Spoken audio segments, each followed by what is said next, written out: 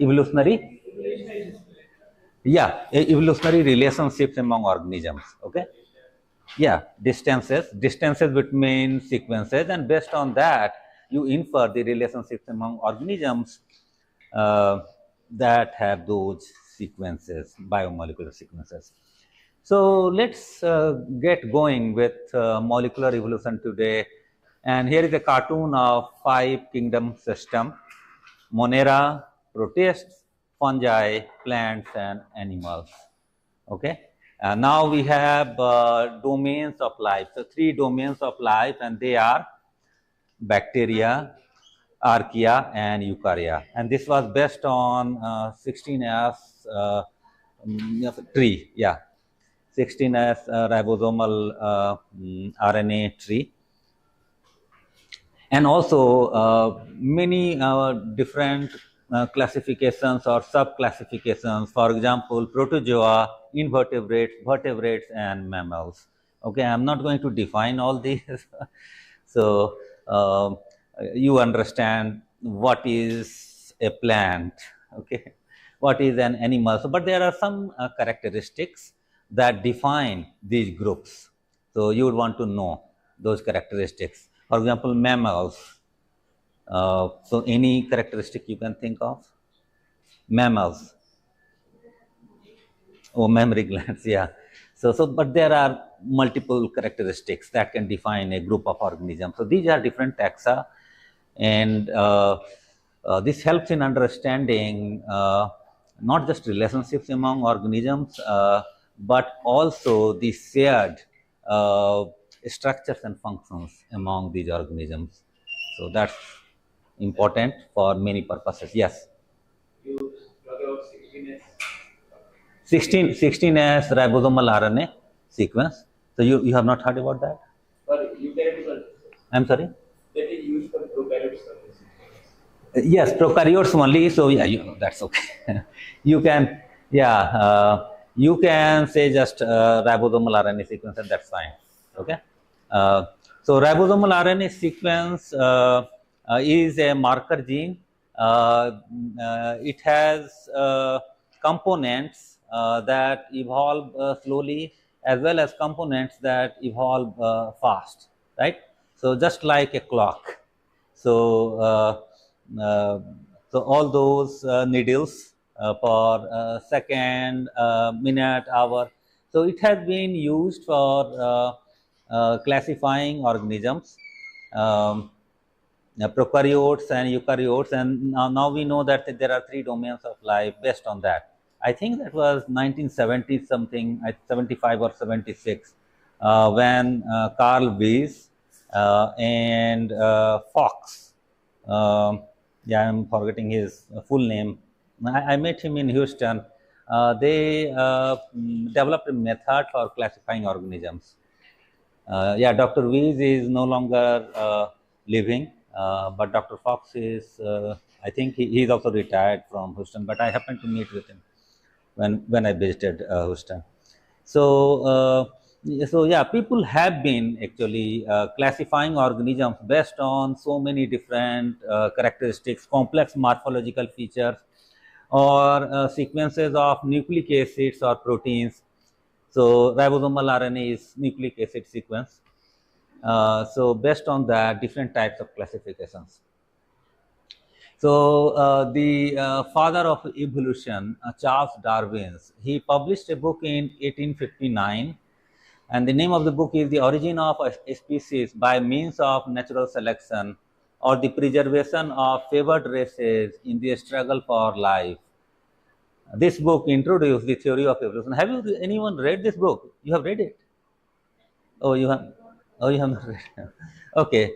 So yeah, I think very interesting book. It's not quite voluminous. It's actually a thin book, and I happen to get this book from Oxford University Press as a gift. And I think very fascinating stories there. So at some point you would want to. It was published in 1859. That's a long time ago. There is just one actually figure in the book. So So mainly words, actually, text. So individuals that are more fit for a given environment, they are selected for in the course of evolution. So individuals that are adapting better in a certain condition or environment, they are selected for because they can adapt better to that environment. So they are fitter to that environment, they will produce fitter progenies. So they will be selected in the course of evolution. So over longer time periods, because of this process, new species will emerge and evolve. Okay. Okay. So at the molecular level, evolution is a process of mutation with selection. So changes happen in biomolecules, for example, DNA and proteins. So changes will happen in nucleic acids. And then some of the changes will be selected for, some would be selected against. Okay. So, and that is selection is there for helping organism. So deleterious changes or mutations, they are selected against because those changes may result in disruption of the proteins and organisms may die. So over the course of the time or evolution, those changes are selected against, and changes that can confer novel traits to organisms can make organisms fitter in a certain environment. They may get selected for those mutations or substitutions. So, and over the course of the time, because of these changes happening, new genes can emerge, and because of this, new species can emerge. So molecular evolution is now, earlier evolution is based on many years ago complex morphological features. Now evolution is mainly molecular evolution. So it's a field of study that infer relationships based on the changes in DNA and protein sequences. Okay. And phylogeny, of course, is the field of science that deals with inference of evolutionary relationships. Okay, so the studies of molecular evolution began in 1950s, and you remember some developments happened in 1950s. What were those developments in the field of molecular biology or genetics? DNA? Yeah, DNA structure, 1953.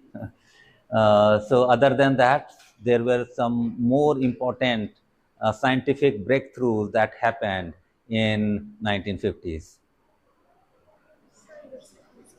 Sanger sequencing. Okay, yeah, Sanger sequencing, protein sequencing, so sequencing of protein molecules. And the first protein that was sequenced was insulin. And since then, dozens or hundreds of protein molecules from different organisms were sequenced. So it provided opportunity to compare those sequences to understand the difference between the sequences arising from different organisms and how these have evolved. And can organismal relationship be inferred based on the changes that were observed in these sequences? Okay. So Frederick Sanger, he sequenced insulin, and let's look at the structure of insulin. So insulin has signal peptides, so regions actually in insulin, signal peptide, beta chain, C peptide, and A chain. So the signal peptide and C peptide, they are cleaved out from the mature insulin protein. So what remains is the heterodimer of A chain and B chain. Okay.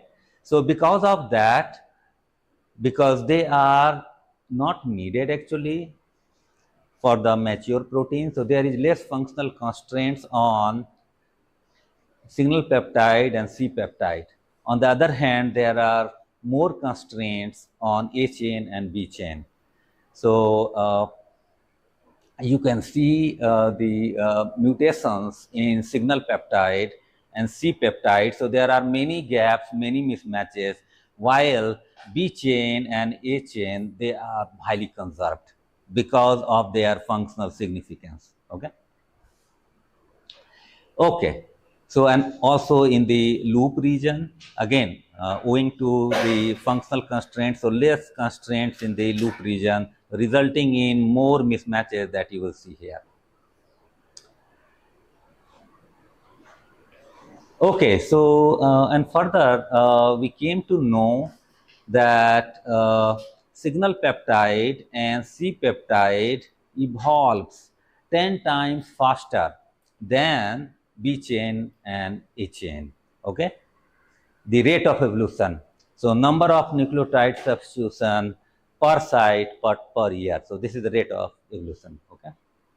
Okay, so surprisingly, insulin from guinea pig and from the related koipu evolved 7 times faster than insulin from other species. Why?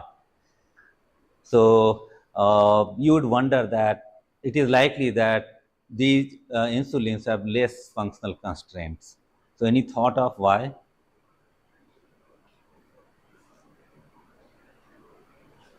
Okay, so you have not taken a look at the slides before coming here. So, yes. Due to less selection cases. Okay, so less. So yeah, this is what I'm saying. Less functional constraints.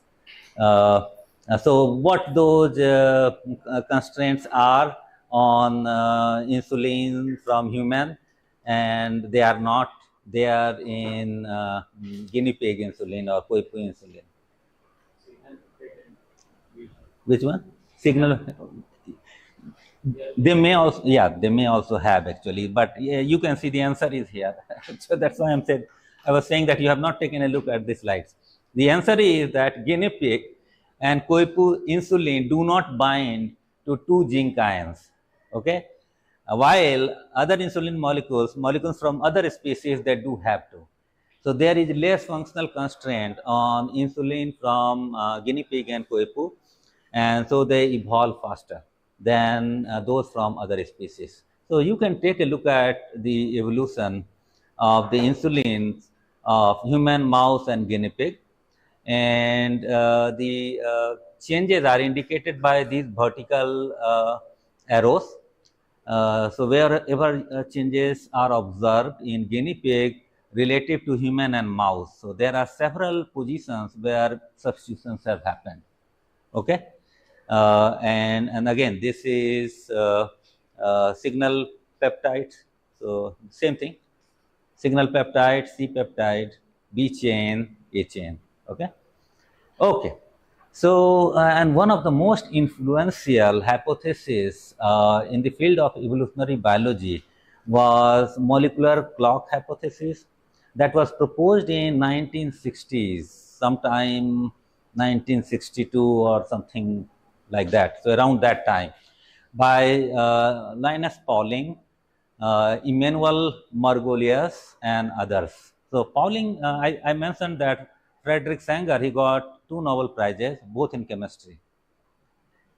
I mentioned during the first lecture, and Linus Pauling also, he was professor of chemistry at Caltech, California Institute of Technology, and he also got 2 Nobel Prizes, one for chemistry and the other, you know, for? atomic theory. No, yeah, for peace. Yeah, not science, for peace. So yeah, he got 2 Nobel Prizes, one for chemistry and the other for peace. So very popular person, chemist. So they proposed that for every given protein, the rate of molecular evolution is approximately constant in all evolutionary lineages. So consider proteins from a family like insulin family. So insulin evolves with a constant rate across different lineages.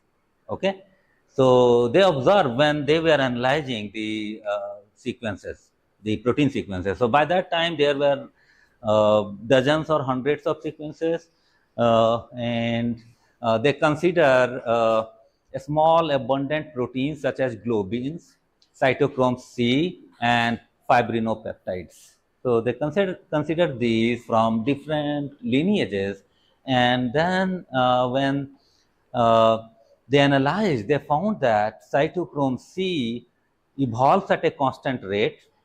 You can see the slope is right. So all these I will discuss further. All these points lie along the line, and you can get the slope. And so it evolves slower than hemoglobin, and then fibrinopeptides evolve. Hemoglobin evolves faster than cytochrome C, and fibrinopeptides evolve faster than others. Okay. Than hemoglobin and cytochrome C. So if you see, I would like you to appreciate what this figure is conveying. So here is the time since plants and animals evolved from their common ancestor. So plants and animals evolved from their common ancestor 1,200 million years ago. Okay. And so, and on the y-axis is percent amino acid changes. Okay. So if you consider the sequences of plants and animals, you will see, okay, let's look at this on the y-axis. So animals and plants, so 60%. So if you compare sequences of plants and animals, you will see 60% substitution, 60% changes. Okay. So these organisms shared last common ancestor 1,200 millions of years ago. So they are highly diverse. When you compare these sequences, you will see only 40% identity, 60% changes, mutations, okay, or substitutions. Okay, great. So, and this is giving you a sense of the rate of evolution. So let's see next. So this is for vertebrates and insects. So vertebrates and insects shared their last common ancestor 600 million years ago. And if you look at their sequences, cytochrome C sequences, so I am just focused on this cytochrome C. So if you compare their cytochrome C sequences, so number of mutations or percent mutations is 30%. Okay. So from 1200 million years to 600 million years, and percent mutations also got halved, right? So 1200 million years halved, so 600 million years, and then the number of mutations, or here percent of number of mutations per 100 aligned residues, so percent mutations, that also changed from 60 to 30, right? So as you further look in other lineages, it is changing at this proportion. Okay. So which indicates that this protein cytochrome C is evolving with a constant rate in different lineages. That's why these points are on the straight line. Okay. So 1200 million years, and how many changes have happened in 1200 million years? 60% changes. Okay. So how many years it will take for 1%? So 60% will happen in 1200 million years. For 1%, how many years it will take? 20, right? So 60% in 1200 million years. Okay. So 1% would be 1200 divided by 60 is equal to 20. Okay. So 20 million year. So similarly, for hemoglobin, it takes, so for 1% change, it takes 5.8 million year. For fibrinopeptides, it takes 1.1 million year. Okay.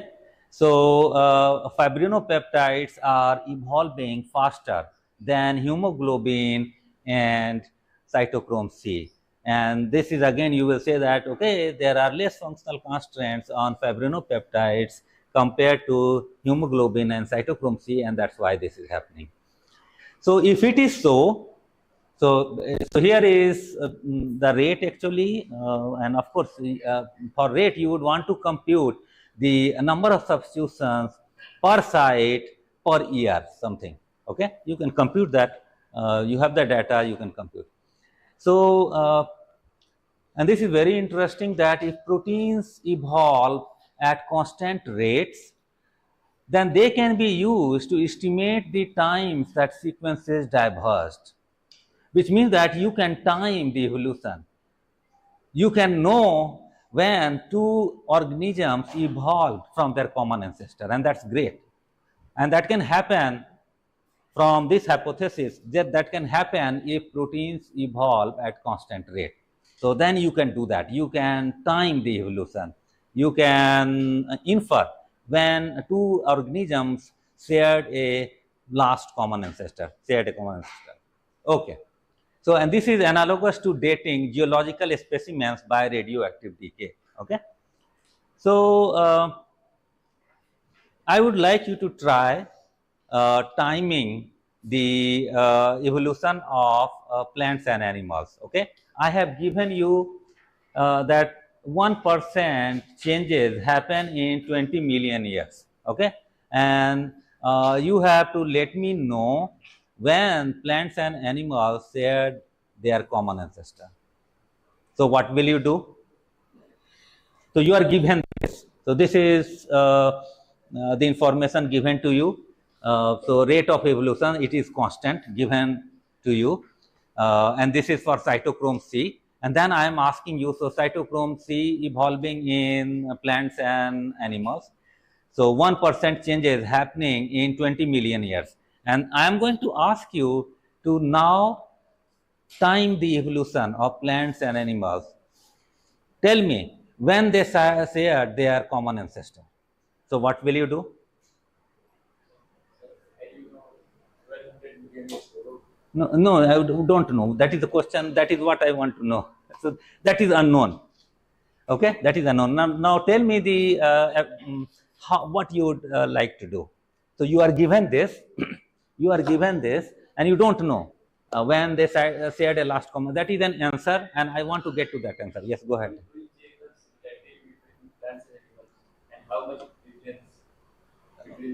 Okay, okay, very good. So you would want to compare the cytochrome. So this is for cytochrome C. You would want to compare the cytochrome C sequences from an animal and a plant. Okay, align them, which you have been doing. Align them. Align cytochrome C sequences from a plant and an animal. Align them. Okay, and then BLAST will do for you, or any alignment algorithm. Even you can use global alignment algorithm. You can use. And then you will come to know the percent divergence or percent changes. Okay, and when you will do that, you will come to know that there is percent change. Okay, and we know actually that it's 60. So 1% change takes 20 million years. How many years will 60% change take? So 1% 20, for 60% 20 multiplied by 60. So then you will say that plants and animals shared their common ancestor 1200 million years ago, right? So yes.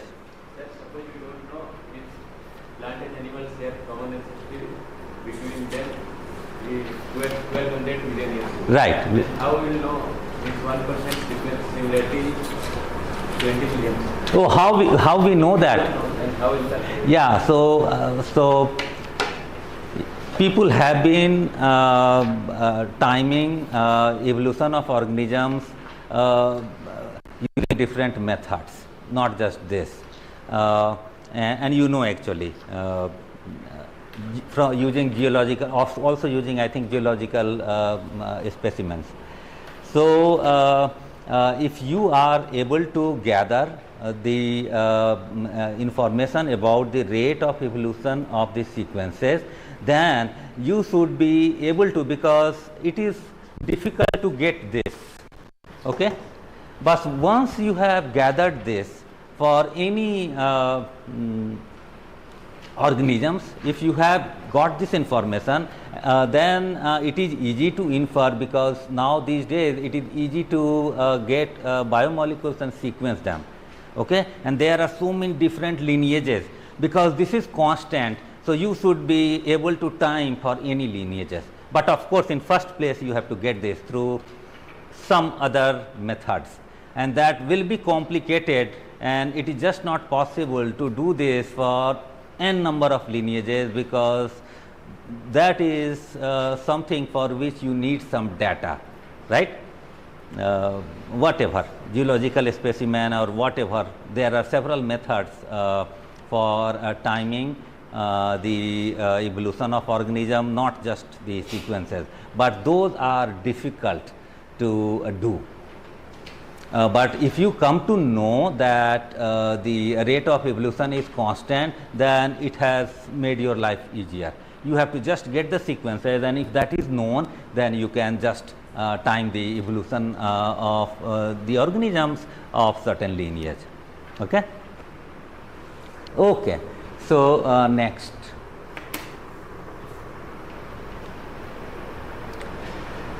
Positive selection and negative selection. Positive selection occurs when sequences undergo significantly higher rate of substitution, which means that there is a need of a new trait to the organism.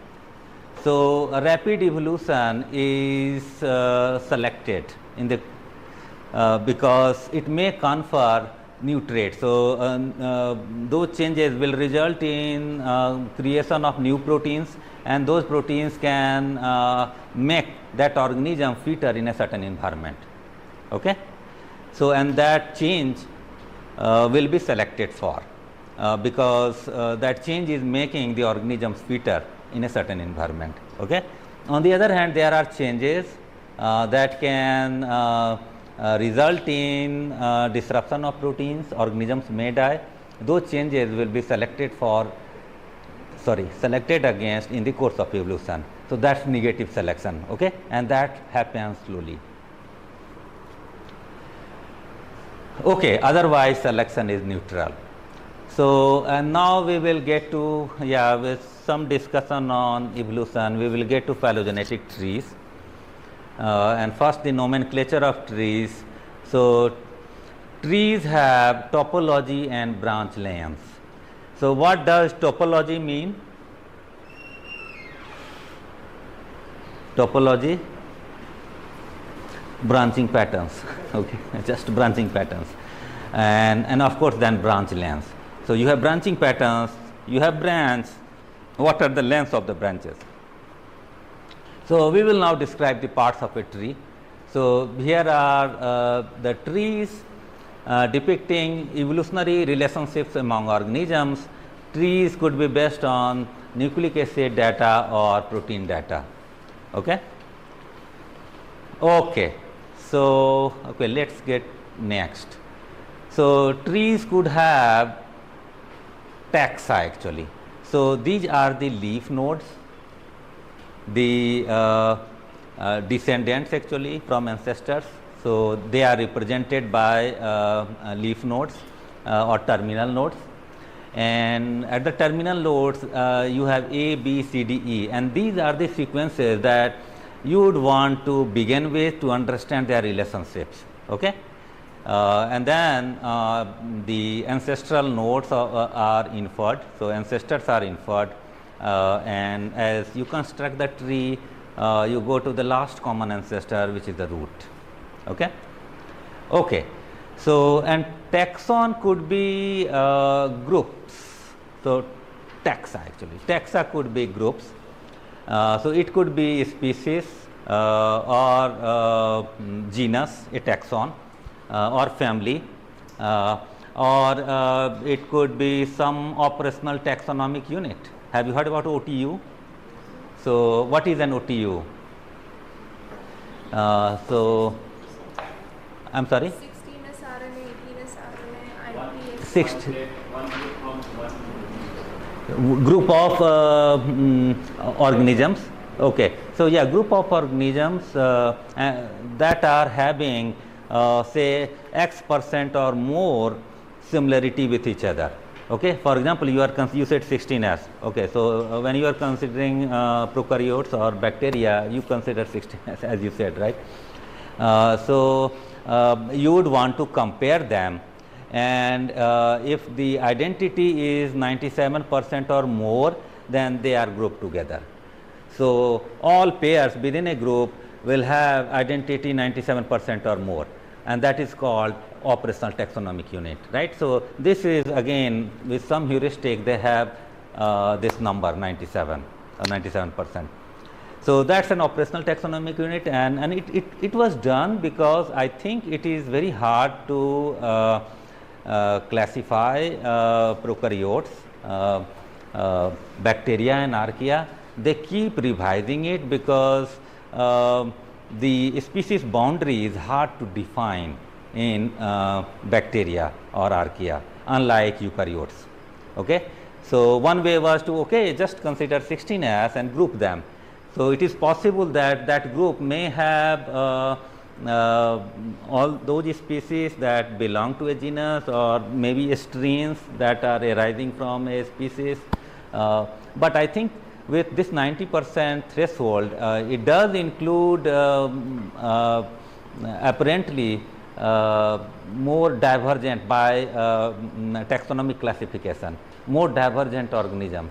So maybe different species can get grouped when you have this 97% threshold. So which is okay, and this is done for now these days, metagenomic sequencing and then classification of the organisms based on the metagenomic sequences. Okay, so you understand these taxa, and then the nodes. So leaf nodes are the terminal nodes. So they could be the sequences representing the sequences that you want to analyze, or they could be the organisms that you are interested in analyzing and understanding their relationships. So nodes are what are nodes? So nodes contain taxa, right? Taxa, and edges indicate the distance between the taxa, right? So edges connect the nodes, indicating the evolution of a descendant from an ancestor, right? Okay. Okay. So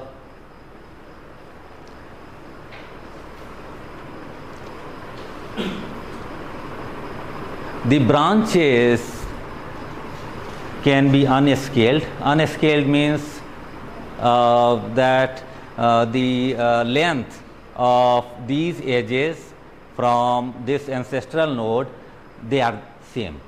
Okay, so which means that A and B have evolved with a constant rate, same rate from F. Okay. On the other hand, branches can be scaled, which would indicate that A is evolving faster than B, okay, because this length is indicative of number of changes that have happened since the evolution from their common ancestor. Okay, that is, so if more changes have happened, then the age would be longer. Okay, so branch lengths are proportional to number of amino acid changes. So bifurcating node. So bifurcating node means that an ancestral node will result in how many descendants?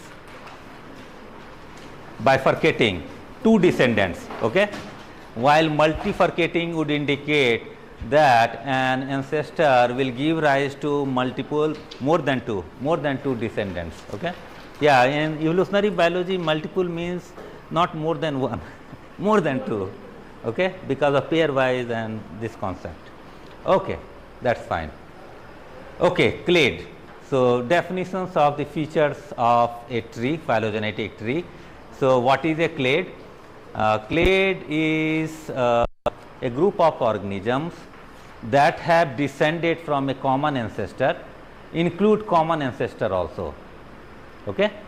So, if you include common ancestor F, then their descendants are A and B. Okay? And the clade is ABF. And now, if your common ancestor is H, so the clade would be CD. Okay? If the ancestor would be G, then you have to include all descendants from G. So, that would be ABF, CDH, include G also. So, this is also a clade, a larger clade. Okay? And then you will include everything. If you include I, then you have included everything. Okay? So the biggest clade that you can have. Yes, yes, this is monophyletic. So tree roots, and what is a root? Root is the last common ancestor. Okay, so you can see actually the root. So some trees are rooted. The last common ancestor here is, look at this tree, the last common ancestor is 9. So 9, and this is a rooted tree. A tree can be unrooted. For example, this is an example of an unrooted tree. We don't know where the root is, and often when you make such a tree, you would want to use an outgroup in order to root a tree. Okay, so synonymous and non-synonymous changes in the human, mouse and horse beta globin coding region. So, what are synonymous changes? What are synonymous mutations? Yeah, proteins, yeah. So, nucleotides can change, but amino acids will not. Okay, that is synonymous substitution. And non-synonymous substitution, yeah, nucleotide changes, and because of that amino acid changes. Okay, so that's non-synonymous, which indicates that protein sequence will change because amino acid changes happen. So let's look at the changes happening in the human, mouse and horse beta globin coding region, and let's focus in the coding region, coding sequence CDS. So that will begin with ATG. So always remember, if it is CDS, it will begin with the start codon. In eukaryotes, almost always ATG, and will end with one of the three stop codons, TA, TAG, TGA. Okay. So let's look at changes in the coding sequence. So is this change synonymous or non-synonymous? So you said synonymous? Non-synonymous, right? Because there is a change or mutation in human beta globin coding region, and which is the AG substitution. So you can see that in mouse and horse it is G, in human it is A, and that results in a different amino acid K in human. Okay. So the next one, this one synonymous, non-synonymous, non-synonymous. Next one synonymous, non-synonymous, and the last one synonymous. So you know, you understand. And you can see that, of course, because of more functional significance of the coding sequences, so more functional constraints, there are fewer changes. On the other hand, see the regulatory regions. So the promoter sequences upstream of the start of the genes, you can see that there are many changes because these regions have less constraints. Okay. Of course, they are important, they have functional significance. So there are conserved sites there as well that you can identify using a method called using a method called multiple sequence alignment. So I think these types of questions should be there in the test. Okay. Tell Dr. Shukla that include these questions. Okay. So okay, very good. So if the synonymous substitution rate is greater than the non-synonymous substitution rate, then there would be negative selection or positive selection. If synonymous substitution rate is greater than non-synonymous substitution rate, negative selection or positive selection? Negative selection, right? Because the pressure is not to change the protein. So negative selection. If a non-synonymous substitution rate is greater than synonymous substitution rate, negative selection or positive selection? Positive selection, because protein is changing, right? Non-synonymous rate is higher than synonymous rate. So protein is changing, and that is helping organisms, because it may be conferring novel trait due to organisms in a dire condition, okay, difficult environment. So then it is important for organisms to acquire novel trait to survive. Otherwise, all organisms will die. So those changes that can confer enhanced capability for an organism to survive and thrive, they will be selected for. Okay, and that will come when proteins will change. Okay, very good. The fundamental basis of a phylogenetic tree is a multiple sequence alignment, and we did that. We learnt about multiple sequence alignment, different methods that are used for aligning multiple sequences. Consider the alignment of 13 homologous globin proteins, and they are myoglobin. What are these? Multiple alignment of myoglobins, alpha globins, beta globins, and they are, I think, coming from different organisms. I can see dog. GIAN is what? Kangaroo, or I don't know actually. Soybean and so on. Okay, from many different organisms. So and you can see gaps. There are terminal gaps, and there are many substitutions. But multiple alignment algorithm can capture some characteristics that can help in classifying different proteins, for example. Okay. So let's look at those positions. So those positions that can help discriminate between myoglobin, alpha globin, beta globin, and just globin, soybean globin or insect globin. Okay, just forget this. Just consider these myoglobin, alpha globin, and beta globin. So look at these positions indicated by open circle.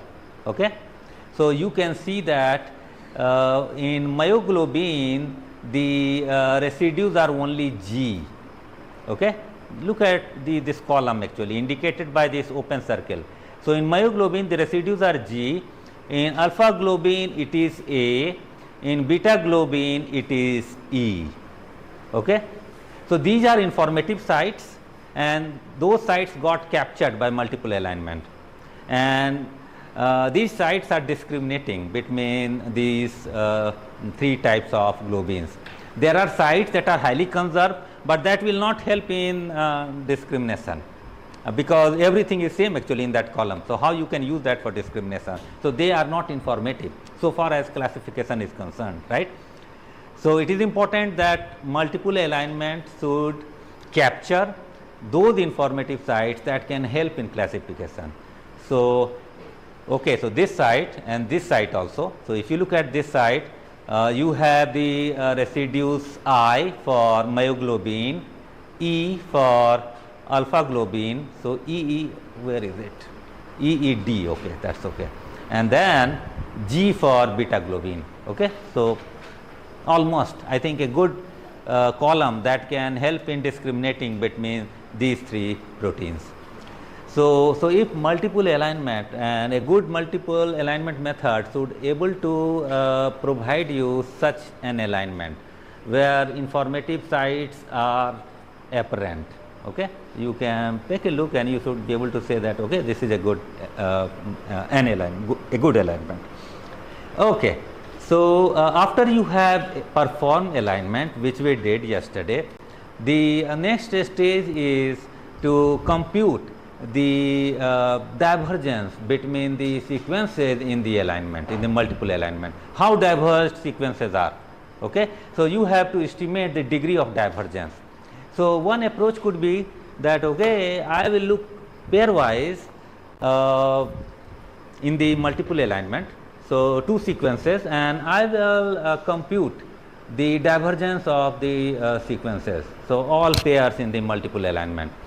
And one very simple approach is to get the mismatches in the alignment of two sequences. Okay? So, get percent mismatches or percent changes, that is called Hamming distance. Okay? Where n is the number of changes in the aligned regions, and aligned regions have a total n residues. So, out of n there are out of capital N, out of capital N there are n changes, and n is a small n, multiply by 100, that is the percent change. Okay? That is Hamming distance. Okay. So, something that we had been discussing this, that when you perform alignment, of course, you observe changes, but observed changes do not equal genetic distance, because there could be many changes that have happened, but that cannot be observed when you perform alignment and when you look at positions that have mismatches. We discussed about this, we discussed about back mutation, and also some positions could have undergone many mutations, many rounds of substitutions which are unknown. So, models have been developed. This field, evolutionary biology, is a lot mathematical. If any of you are interested in this, it is a great field, mathematical, but at the same time very fascinating. So, many mathematicians got drawn into this, and the methods that we are discussing today, some of those were developed by mathematicians from around the world actually, and they collaborate and they fight with each other. But yeah, it's really because this is based on hypothesis, you don't know what happened. So there could be more arguments for and against certain positions or hypotheses. So sometimes a lot of heated arguments happen, and I have attended many conferences where people have become very angry with each other because they have their view and the other group is saying that, okay, you are not right, and sometimes they say bluntly. They fight kind of with each other. So tree war. Okay, so there was a slide on tree war.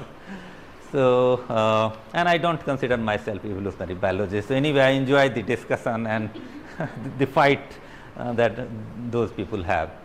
Okay, so so genetic distance involve mutations that are not observed directly. Okay, and there are models that have been developed for including the unobserved mutations. Okay, and one of such models is Jukes-Cantor model, and here is the divergence between two sequences proposed by Jukes and Cantor, where P is the Hamming distance. Okay, this is the formula, and one of the limitations of this formula is that it assumes that the rate of transition is equal to rate of transversion. Transition, you know what is transition? Purine to purine and pyrimidine to pyrimidine. Okay, and transversion is cross. Okay, so this assumes that, okay, so this is transition between purines and transition between pyrimidine nucleotides, okay, across transversion. So this model assumes that the rate of transition is equal to rate of transversion. Alpha is equal to beta. Okay, so it's all alpha. Rate is same. Later on, Kimura proposed two-parameter model, where he proposed that alpha is not equal to beta, and he derived a very complicated formula. I have not brought that for you, don't worry. So it is there. So and people use these divergence formulas to compute the divergence between sequences from multiple alignment. Okay, you would want to compute this to make a tree, phylogenetic tree. Okay, so here are the 5 tree building methods: UPGMA, never joining, maximum parsimony, maximum likelihood, Bayesian. Okay, UPGMA and never joining are distance based, maximum parsimony is character based, maximum likelihood and Bayesian are model based. Okay, so distance based methods are based on some distance metric, where you estimate the relationships between organisms in terms of distances between them, and distances again could be molecular. Okay, so to proteins from those organisms and how distant they are. So you compute similarity score, and now you also know that the similarity score can be converted to distance score when you are making a tree. Okay. Okay.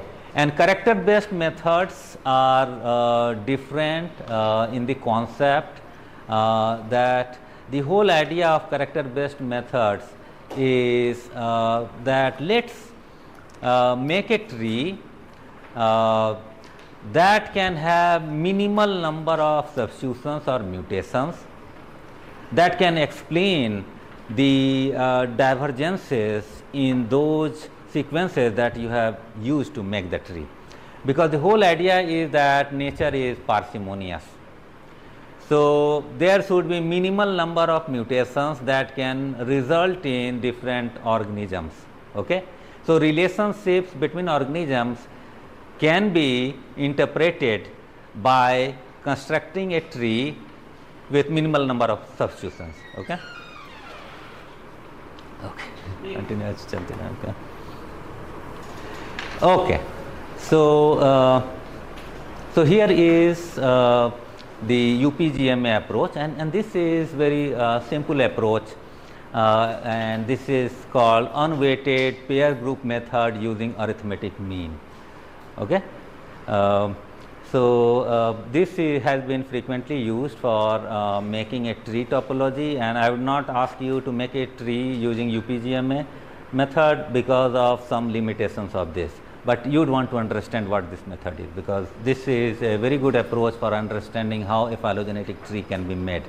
So given 5 objects, and those 5 objects can be 5 sequences, you identify 2 sequences that are most similar to each other among all these, and let's say that those 2 sequences are 1, 2, okay, that are closest to each other among all. So you would want to consider all pairs and then identify the pairs that has the closest sequences. Okay, so that pair is 1, 2. So you will place 1 next to 2, and so you are making tree, and you will create an ancestral node 6. Okay. Okay. Next, now you have, so you started with how many sequences? 5. So and say that okay, you have 5 groups each containing 1 sequence. Now you are left with how many groups? 4, where one group contains 2 sequences and the other groups contain 1 sequence each. Okay. Now you repeat this, repeat the comparison. So again pairwise comparison, where you have 4 groups, one containing 2 sequences and the other groups containing 1 sequence each. Perform again pairwise comparison and identify the groups that have the closest sequences. Okay, and the next group could be 4 and 5. So you will put 4 next to 5 and create the ancestral node 7. Okay, and you are also computing the distance. So the distance between 1 and 2, which is D12, D12. So this is 1 and this is 2 and okay 6. So this distance is half of D12, okay, and this is, of course, this is also half. So the vertical line, so that if you add them up, so this would be add to D12, okay. So from the ancestral node, so which is 6, so half D12 plus half D12 D12, okay. So that is the distance between the two sequences 1 and 2, and similarly for this, and now you repeat this. Now you have 3 groups, 2 groups with 2 sequences and 1 with 1 sequence, okay. So let's see how they will get grouped. So this is just an example. So when you will repeat this, you can see that 3 and a group of 4 and 5, they are most similar to each other, closest to each other. So they should be grouped. So now 3 has grouped with 4 and 5, okay. 4 and 5 represented by ancestor 7, and when you have grouped 3 with them, now you have created common ancestor 8, okay. So keep repeating this. So now when you will repeat, then so iterate this. When you will iterate, then now these 2 groups will come together, right. So now everything in one group, so which is the last common ancestor number 9, okay. So thus you have constructed a rooted tree where root is 9, okay, and this is a simple method for constructing phylogenetic tree. So it is always rooted. It assumes that the molecular clock is constant. So proteins from an ancestral node evolve with constant rate of evolution, okay. So proteins are evolving with the same rate from ancestral nodes. So while this is simple, it is less accurate because of the reason that I will tell you next. So let's consider this tree, and in this tree you can see that from the ancestral node 1 has evolved rapidly, but 2 is evolving slowly, okay. And on the other side, 3 is evolving very slowly and 4 has evolved rapidly. When you will use UPGMA method, because these 2 have not evolved much, they will group together, okay. They will be placed next to each other using UPGMA because they are more similar than others, because they have not evolved much when they started evolving from the common ancestor, okay. So they will get placed next to each other, and then 4 and then 1. So UPGMA will generate this tree, while we know that the evolution happened this way.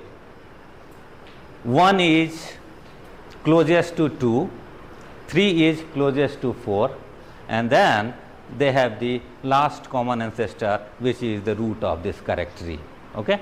Using UPGMA, you will land with this tree, which is not correct. So people have started developing other methods actually that can account for these long branch lengths, and long branch lengths indicate more mutations, more substitutions. So rapid rate of evolution since diverging from their common ancestor, okay. Okay, so and here is one definition actually. So additivity of distance. So given a tree, a distance measure is additive if you want to compute the distance between 2 nodes 1 and 4, and that can be obtained by adding the lengths of the branches that connect those 2 nodes, okay. So if you want to compute the distance between 1 and 4, that can be computed by summing the lengths of the edges that connect 1 to 4. So those edges are this one, and this one, okay. So if you add them up, and that is the distance between 1 and 4, then the distance metric is additive, okay. Okay. So, if distance metric is additive, so here it is. So, if distance metric is additive, then a method called neighbor joining that you may have heard about can produce the correct tree even if you have those long branches. Okay? Even if you have differential rates of evolution from the common ancestor. So, even then this method will produce the right tree. So, will produce this tree given the sequences 1, 2, 3, 4. Okay? So, the whole idea was that, and there is a proof in Darwin et al. Book. If you are interested, it's mathematical. So, it is in the appendix. You can go and see the proof if you want further information regarding this. So, what they did actually, they recomputed the distance between two nodes, okay, ij. So, and dij is the same as in UPGMA, okay, but they compensated with the term Ri or Rj. So, Ri, is it I? Okay, yes. Ri is the average of the distances from a node.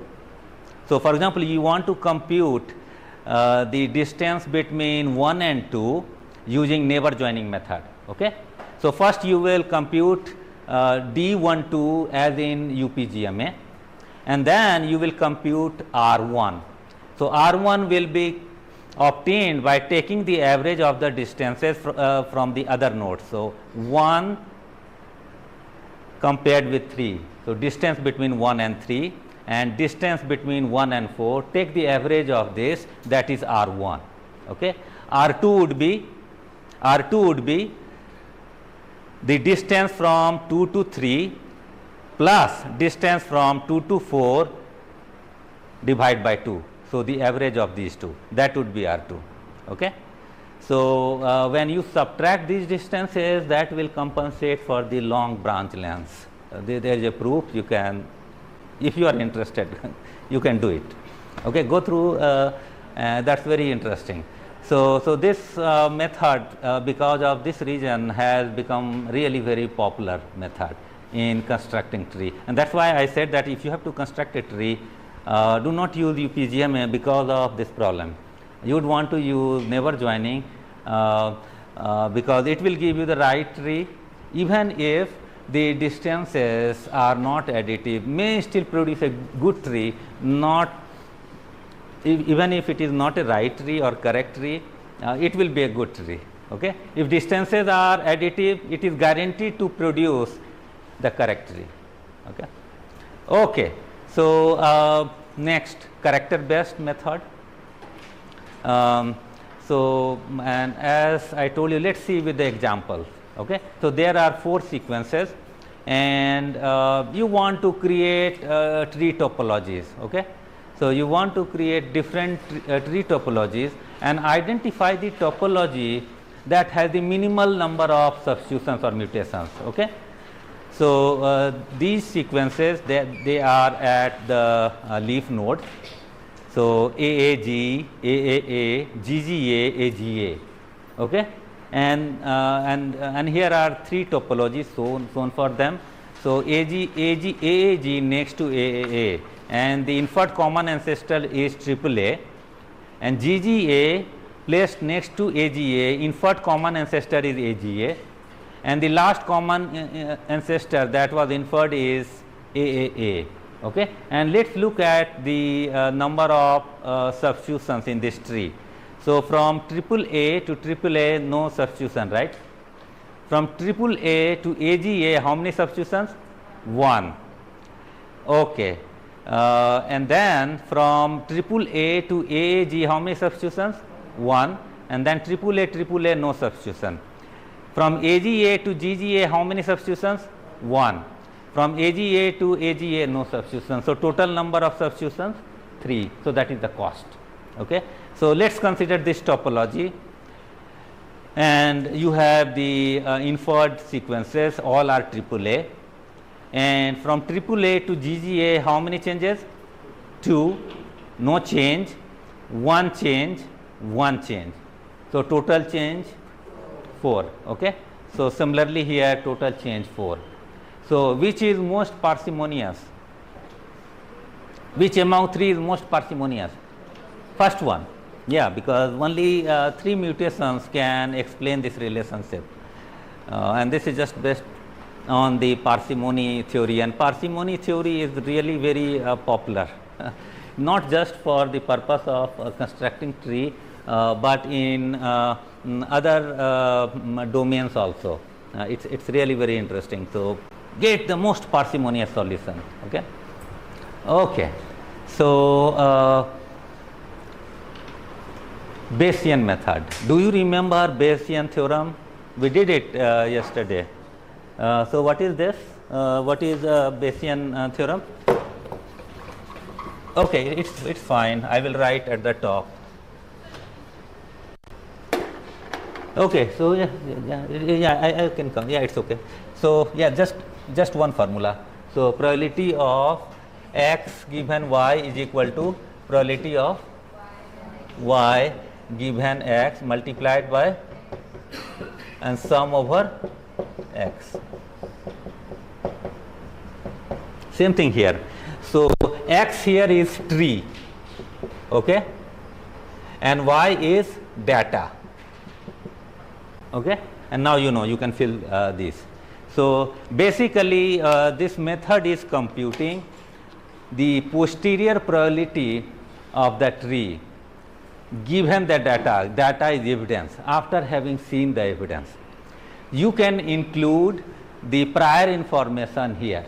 This is the prior probability, okay, but the prior probability may change when data are given. Data here are the evidence, okay. So one can compute the posterior probabilities of the trees. So say that there are n possible topologies.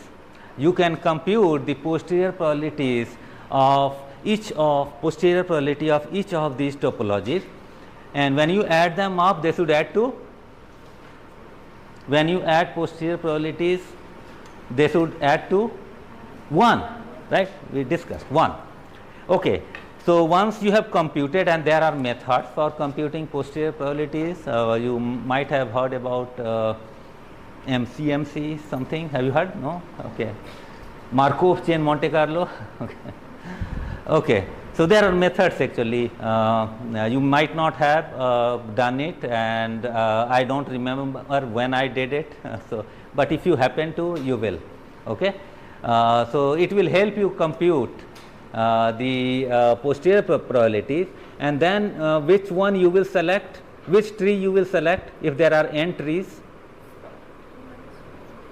If you have n tree topologies or n trees, so topology and branch length, so n possible trees, and you have computed the posterior probability of each of these trees given the data, which one you are going to select?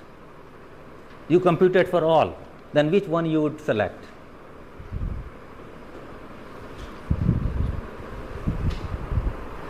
Okay, in the gene prediction problem, which one we were selecting?